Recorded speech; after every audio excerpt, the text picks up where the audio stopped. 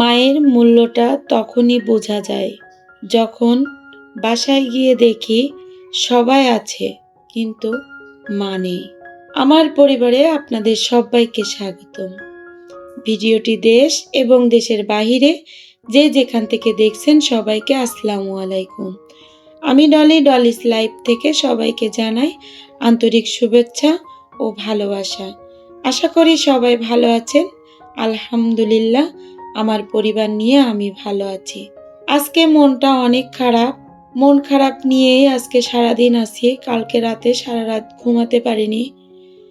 যে আমার সিম্বা হারিয়ে গেছে, কালকে সন্ধ্যার সময় বেরিয়ে গেছে আর তাকে আমি আর খুঁজে পাইনি। ওই যে আগের ভিডিওতে দেখিয়েছিলাম ওর গলায় দড়ি দিয়ে রাখতাম। কেন রাখতাম? এই জন্যই যে ও চলে গেলে আর আমি ফিরে পাবো না, যেহেতু ও মিক্সড পার্সিয়ান। যাই হোক, আমার কষ্ট হচ্ছে কথা বলতে, কারণ যারা বিড়াল পালে এবং বিড়াল হারিয়ে গেলে যে কতটা কষ্ট হয় একমাত্র সেই বুঝবে। হয়তো অনেকে বলবে যে বিড়াল হারিয়েছে, এত বলার কি আছে। তা আসলে আমার যে বিড়ালগুলো আছে আমি কিন্তু আমার সন্তানদের যেমন ভালোবাসি, আমার বিড়ালগুলোকেও কিন্তু তেমনি ভালোবাসি। আর ওই বিড়ালটা আমি আমার শ্বশুরবাড়ি থেকে নিয়ে এসেছিলাম। বেশ 2-3 মাস হয়ে গেছে আমি বিড়ালটা এনেছি। মাশাআল্লাহ, এখন বিড়ালটা অনেক সুন্দর হয়েছে। সিম্বা হারিয়ে গেছে আর বাদশাও হারিয়ে গেছে। দুইজনকেই এই ভিডিওতে একটু দেখতে পাবে তোমরা। তা আমার বিড়ালদের জন্য তোমরা দোয়া করো যেন আমি বিড়ালটা খুঁজে পাই আর আমার বিড়ালটা যেন আমার বাসায় ফিরে আসে। তো এখানে দেখো, এই ভিডিও কিন্তু আগেই করা ছিল। ওই যে আমার ভাইয়ের ছেলে ভাই আসছিল, ওই সময় রান্না বাড়া করেছিলাম, ওরা চলে যাবে এই জন্য। তো এখানে রান্না করেছিলাম আমি, পোলাও রান্না করেছিলাম আর ইলিশ মাছ আলু ভাজা করেছিলাম আর গরুর মাংস। এখানে দেখো আমি সালাদ করে দিচ্ছিলাম আর আমার বাবাটা দেখো খিদে পেয়েছে, সে বারবার দেখাচ্ছে যে আমার গালের ভিতরে যাবে, পেটের ভিতরে যাবে, গালের ভিতরে দিব, পেটের ভিতরে যাবে। দেখো বারবার দেখাচ্ছে ও আমাকে। আমি কি বলবো, আসলে ওটা দেখে মন খারাপের ভিতরেও কিন্তু আমার ভালোই লাগতেছে যে আমার বাবা এই যে ভিডিওটা আমি করে রাখলাম, এটা কিন্তু স্মৃতি হিসাবে থাকবে আমার মানে ভিডিওতে। ও যখন বড় হবে তখন কিন্তু দেখবে যে ও কেমন করতো। এই যে আমি ওদেরকে সবাইকে খেতে দিয়ে দিয়েছি আর আমার মামুনি কিন্তু এখানে দিচ্ছে সবাইকে। আসলে আমার কথা কিন্তু বেঁধে বেঁধে যাচ্ছে, আমি কি বলবো তা আমি নিজেও মানে ভেবে পাচ্ছি না, কারণ আমার বিড়ালের জন্য মনটা অনেক খারাপ লাগতেছে। কেন জানি ওদের প্রতি আমার একটা আলাদা একটা অনুভূতি কাজ করে। এই অনুভূতি আসলে যারা বিড়াল পারে তারাই বলতে পারবে যে কেমন হয়। আমার মেয়ে দুটোর মনটাও তো খারাপ অনেক, মানে কি বলবো। ছোট মেয়ে স্কুল থেকে বাসায় এসে আমাকে বলতেছে, আম্মু সিম্বা বাসায় আসেনি। তা আমি বললাম না, বাসায় আসেনি। শোনার পরের থেকে ওর মনটা কিন্তু অনেক খারাপ। আর তোমাদের ভাই এত সকালে সে শুনে গেছে যে পাইনি। জানি না সে বাসায় এসে কি বলবে। কারণ আসলে একটা কথাই এখানে আমি বলবো যে ঘরের মানুষ যদি মানে হাজবেন্ড যদি যেটা পছন্দ না করে সেটা যদি আপনি কখনো করেন কিংবা পালেন, সে মানে সেটা আর কখনো আসলে হয় না। তো তোমাদের ভাইয়া কিন্তু আসলে পাখি পোষা, কুকুর বিড়াল পালা এগুলো কিন্তু সে মানে সহ্য করতে পারে না। ওই যে আমার মেয়েরা বিড়াল ভালোবাসে, এই জন্য এই দপটেই কিন্তু তোমার ভাইয়া একটু মানে সেটুক দেখে আর কি, কিন্তু সে মন থেকে কিন্তু কিছুই করে না। প্রতিদিন 1-2 বার হইলেও বিড়ালের জন্য কিন্তু আমার 2-4টা 5টা কথা শুনিয়ে দেয়। কিন্তু তারপরেও আমি কিন্তু ওদেরকে ফেলি না, আমি ওদেরকে ভালোবাসি। আর ওই যে সামনের ড্রেনটা আছে, ওই ড্রেনে পড়ে, ওই ড্রেন থেকে উঠানোর পরে দেখা যাচ্ছে ওদের যাওয়ার জায়গা থাকে না, তখন কিন্তু আমার বাসায় আসে।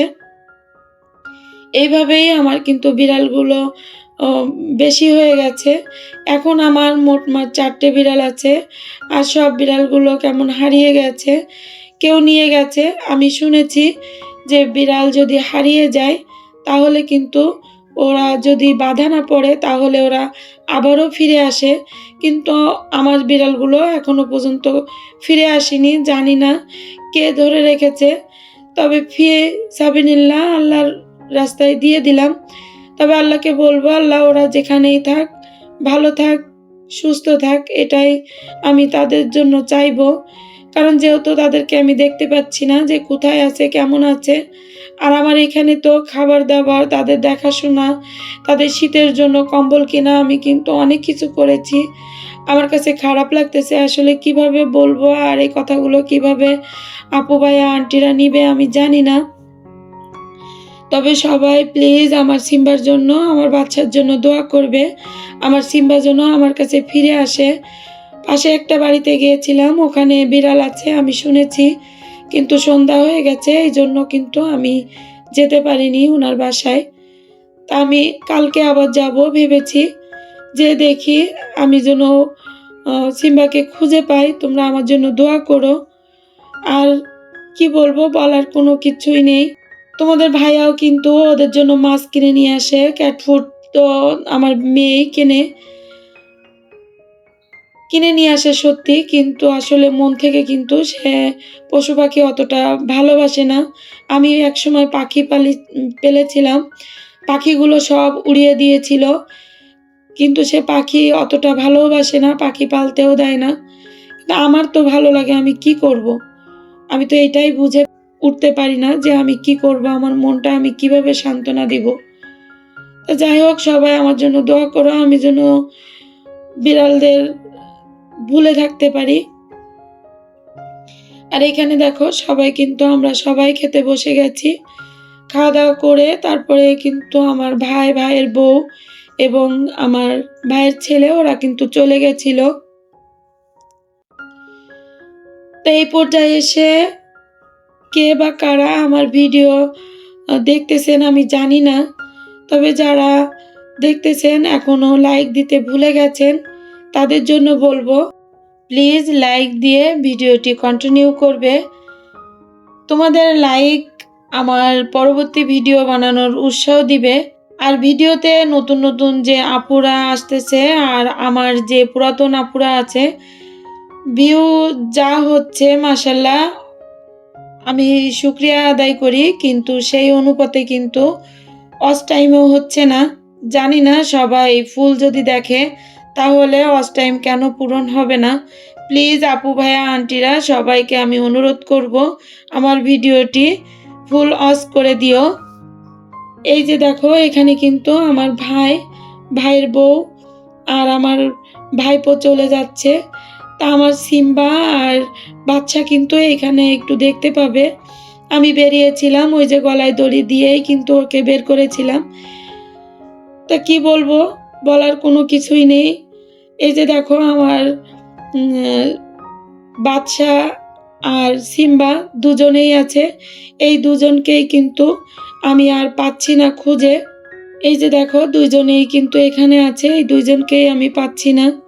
সবাই এদের জন্য দোয়া করবে। আর আমার ভাইয়ের বউ ওরা কিন্তু চলে যাচ্ছে। আমার ভিডিওটি যদি তোমাদের কাছে ভালো লেগে যায় প্লিজ লাইক দিতে ভুলবে না।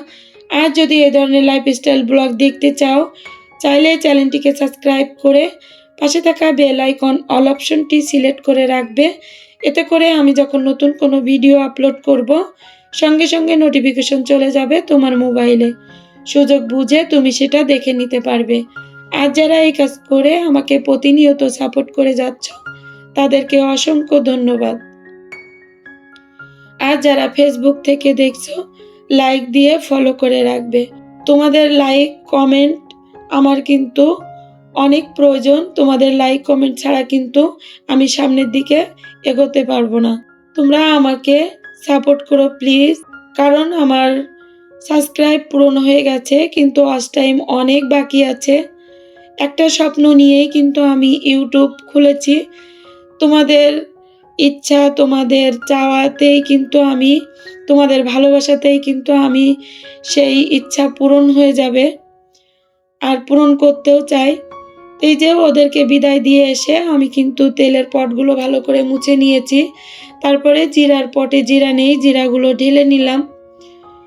এখানে বাকি কাজগুলো আমি করব, আর রমজানের কিছুই করতে পারিনি।